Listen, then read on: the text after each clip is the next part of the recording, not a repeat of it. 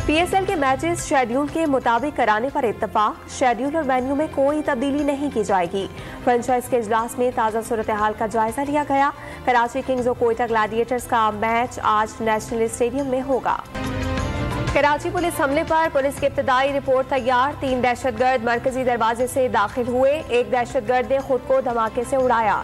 दूसरे दहशतगर्द को रेंजर्स ने जहन्नुम वासिल किया। तीसरा दहशतगर्द DIGs मुकद्दस हैदर और तारिक धारेजो के हाथों मारा गया। पुलिस चीफ्स के दफ्तर पर हमला करने वाले तीनों दहशतगर्दों की निशानदही हो गई। हमला TTP के दहशतगर्दों की कार्रवाई है। सहूलतकारों की निशानदही कर रही है। इंचार्ज CTD राजा उमर खिताब की मीडिया से बातचीत। दहशतगर्दों ने KPO पर हमले के लिए तवील रैकी की। हमले में इस्तेमाल होने वाली गाड़ी से कई नंबर प्लेट्स मिली। DIG साउथ इरफान बलोच की मीडिया से गुफ्तगू।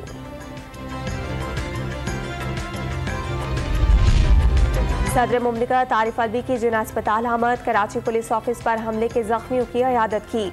पुलिस और रेंजर्स एहलकारों की बहादुरी को सराहा। पुलिस और रेंजर्स के एहलकारों के साथ इजहार यकजहती करते हुए हमले में शहीद होने वालों को खिराज अकीदत पेश किया और उनकी बुलंद दर्जात की दुआ की।